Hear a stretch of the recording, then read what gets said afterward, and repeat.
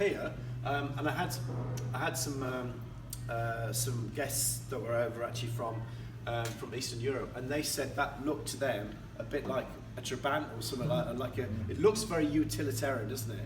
It does not look like the Range Rover, how it ended up in terms of a real sort of design icon. But if you do that, you can see it's classic Range Rover shape, can't you? But it looks very utility. So those were some of the early prototypes, and they're as you can see from the captions, 67, 68 sort of time period there. And that building still exists now. Actually, we actually drive past there, and that building there and that building there, they're still in existence. And you can just make it out in the black and white photos. I'll try and remember to show you when we drive past them. But the bricks are different colours, different shades, because they're actually camouflaged during the war.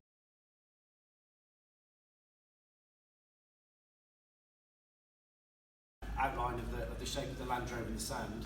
So that's his nephew. Then we got, he's also the cousin of Spen King. Spen King's the guy pictured out there, and he was the one who's responsible for the idea of it. Then you've got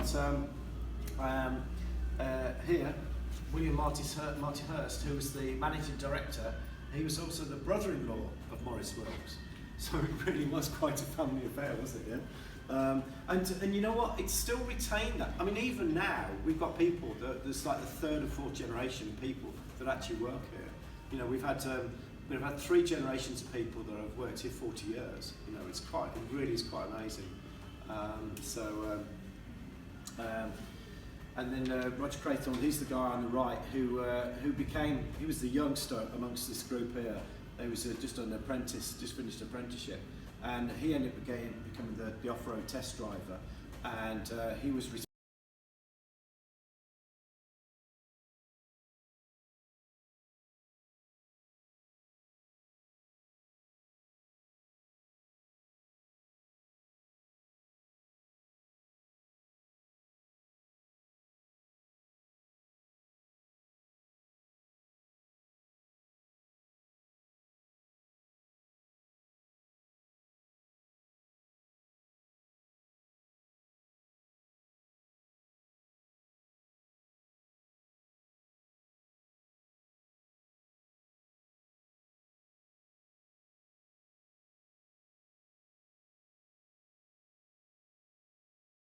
Yeah, there was one guy who was saying that he was desperately looking for the ashtray. Can I?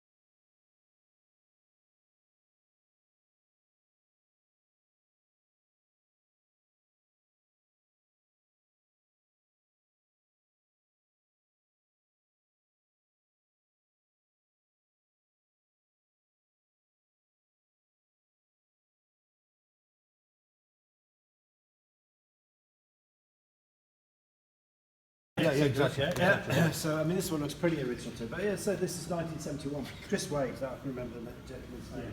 So these are his actual original sketches that he did. You can see that looks like the dashboard layout of it, yeah?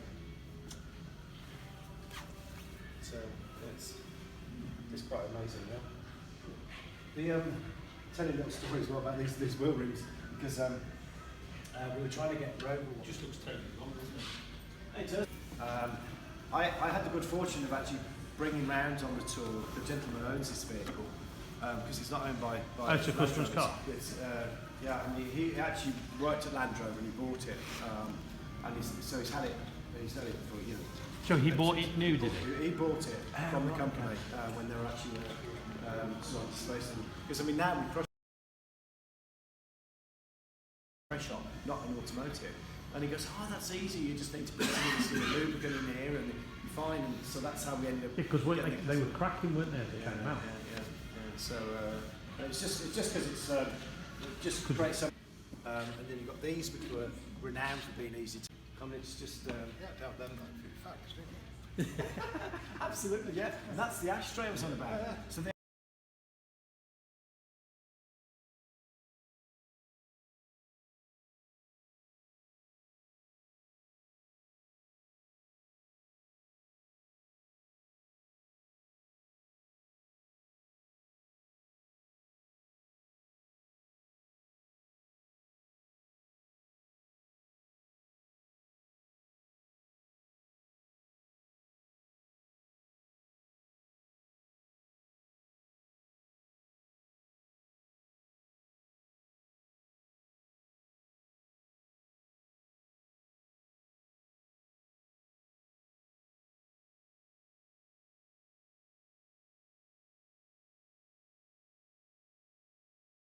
So I particularly remember these here, these police accident response units, and it had a floodlight in the top which would actually extend out to the car, so you could get sort of 10, 15, 20 feet above the vehicle, the lighting on there. So I remember those. Then you'd have the things like the ambulance ones, and then the 6-wheel version here was done by Carmichael. But we had fire response units as well. So we recognised that. So the special good versions was part of kind of like what Land Rover were doing. But we didn't recognise how useful it was going to be for people to individualise and get it to be bespoke.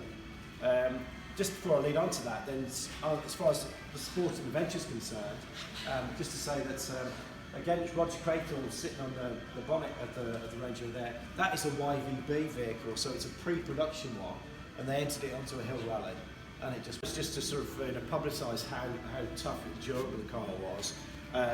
And back in early days, 71, 72, it was used to break through the Darien Gap. The Darien Gap was between the Americas, so it was the first motorised vehicle to actually get through. And in terms of progress, you'd probably be doing like a mile in 2-3 days. I mean, it would take that much to cut through the jungle. It was really, really, intense jungle. They just thought they'd take the same approach as with the Land Rover. They'd just chop the top off it, yeah? Not particularly sophisticated, even got a fold-down windscreen. But I particularly like this one here. And this would have been very popular in the Middle East. And it's because it's got motorised seats that come up, and they use it because they're really into their falconry, the birds of prey. So they would just open the sunroof, get the seats out, and call the bird back. So don't have to get out of the car. But that's where that would all be done by aftermarket people. It would not be done by Rover themselves, by Land Rover themselves. But, as we'll see later, we did start to get the hang of that. I'm trying to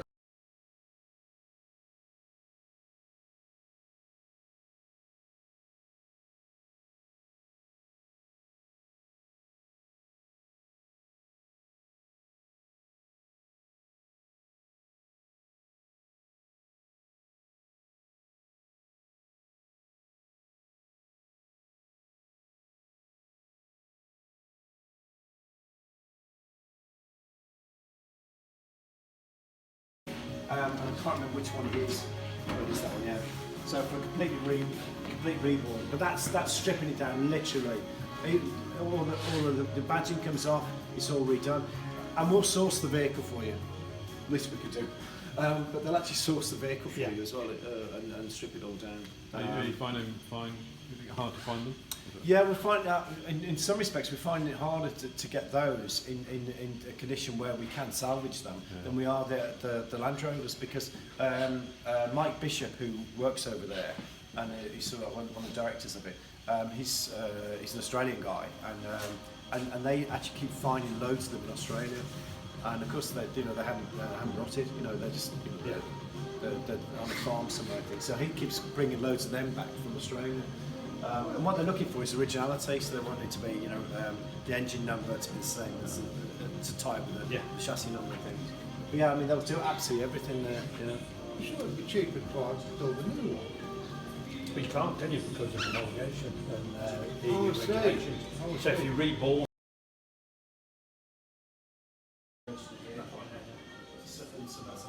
Otherwise, they'd have to do the navigation for that. they have to make airbags, flags, so you're not doing this. You're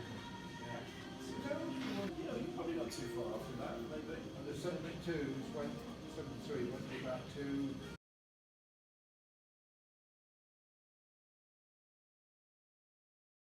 Accurately calibrated, yeah.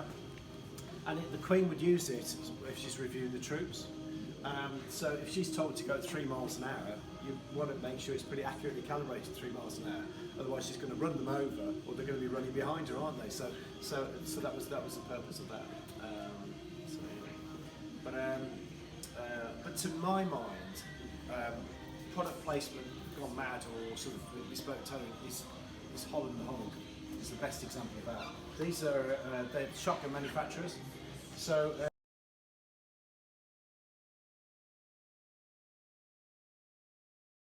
black ski run, right? I look at the concentration on his face. He gets up to speeds of 96 miles an hour. In Japan, you use kilometres, yeah? So about 150 kilometres per hour. He's coming down the ski slope. Yeah. And I just love his face at the bottom. And so, Peter, would you do that again? I think not. I think not. Yeah. And then you got like the latest generation Range Rover Sport. Now it's aluminium body, off-roading, long overhang. Look at it, tail on there. Yeah. It starts as it gets longer. It comes up, so you get good departure angle. Yeah. that CSK that came up on that Yes, yeah. old original one. Yeah. Tell me what CSK is it? CS9. That's Somebody's Charles, initials, isn't it? Charles Spencer King. So Is you, it? so you know we talked about the gentleman there Yeah, at the yeah. start, yeah. Right, I've So got it wrong then. that's where the CSK comes from, yeah. That was a special edition Yes. to clear the last of the 2 doors out. It was, and it also had a operating engine. Yeah, in it do as that well. 3.9. So it was. How you got any for that? They're Is- like is gold it- dust. They are like gold dust. There was one on eBay a few weeks ago when it 93. Was it? Yeah. Yeah. I didn't see it. They do pop up. They Did do they? probably, Yeah, they're they do pop really, up. they're really very Varying rare. specs, Yeah, yeah. varying Yeah.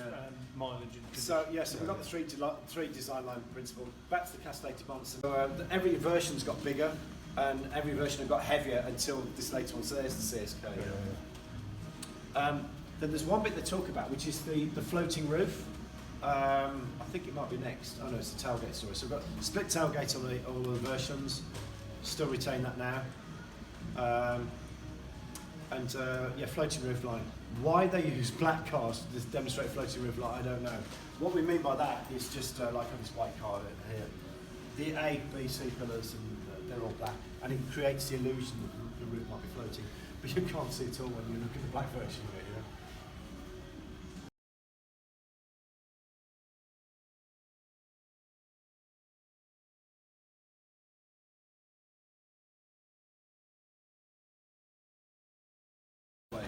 And you open the driver's door and it says the boss. You open the passenger door, it says the real boss. my boss has his, I work for Listers, Yeah? so he owns his and says my car because he's a northerner. Okay. He says that's my car. The car. Yeah. So they get new ones every time there's a new car. Okay, fine, all right, yeah. So, which listers is that you work I work at Droitwich. Okay, Droitwich, yeah. I'm driving Jaguar. Yeah. Yeah. So, 33 years. so I've seen a few changes in models, haven't Yeah. you? Yeah. So you really. I don't know whether they're adopting the same approach with this and they might charge you more for only having 3 doors on this one. So this is one of the first edition versions. So this would retail at about £85,000 if it was complete. The actual range starts at about £45,000 for the dollar. What I would say is, if you're going to take it off-road, don't specify it with 21 or 22-inch wheels because you won't get so far. And also you'll be worried sick about damaging your alloys. And I had some expression on these. Yeah, they are. They look really nice. They're same as the central locking locks after about when it's about 3-4 miles an hour. Then that's when they're But them same They only work about 50.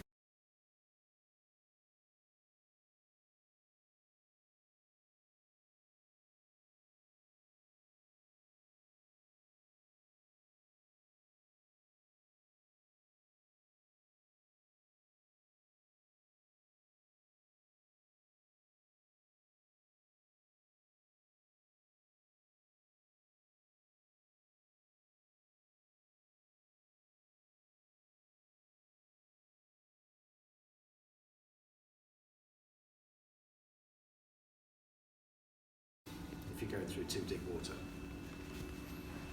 I was going through one ford and there was someone sitting in the back and he goes, "Daddy, Daddy, there's a river in the back."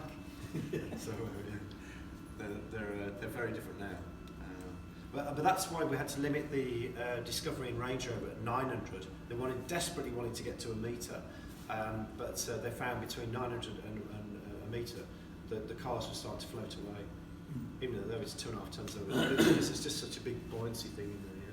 Whereas again, the Defender, as the water comes in, it sort of tends to start floating away. So, yeah. Actually, I didn't. So the thing I was just going to say about the bonnet is the fact that the air intakes have changed as well. So as before, if you're driving off road, you'd be encouraged in a Defender or an old Discovery to create a bow wave. So behind the bow wave you have a depression. So where that depression is will stop the water getting into your air intake, because the air intakes used to be on the top of the front wings there. And that's why we have this style feature on the side. That's just to pick up the sort of design cue where we used to have the air intake. Now the air gets fed in through the leading edge of the bonnet. So why would you create a bow wave? Create a bow wave, you're just going to create more problem. And then it comes in through the side parts of it here. And on the Range Rovers and Discoveries, there's air intake. It comes in through the leading edge and then down through the side here and in. But you can see the air intakes here coming into from both sides. So the F-Pace is a different design, but because the radiator grille was better shaped, that was easier to protect from the point of view of snow and water ingress. So this one here, they had to do some design changes on the front end. I mean now, I don't know why they don't just bother welding the bonnets up, because we can't work on them. We plug struggle. something in. You plug something in, don't you? Plug it in now, yeah. Yeah. Plug it in. Not 90% of it's plug in now. Yeah. Then using a keyboard. Yeah.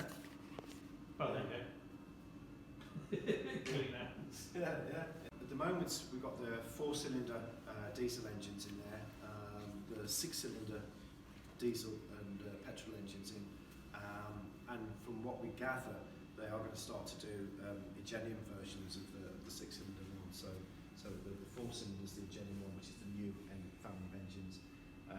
The 6-cylinders are still actually, I believe, a Persian design, but it's Ford built. It's built down in Dagenham. Those engines are, and all the new 4-cylinder ones are built in engine facility all round. So obviously having to develop that side of it. And I wouldn't be too surprised if there's an SVR version of it, because It's got a cut, hasn't it? it's got a couple of them.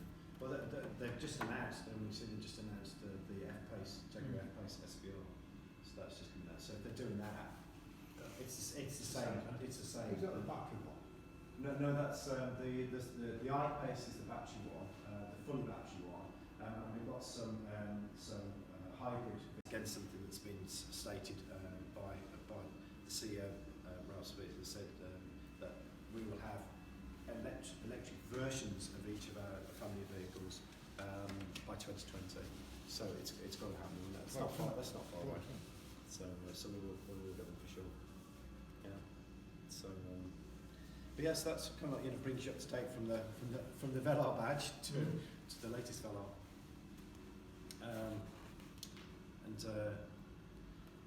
I don't know what percentage of cars go off road of the Range Rovers, but there's going to be even less of these go off road. I'm sure. It's probably about 5% of that go off road. I bet there's probably about 2 or 3% of them.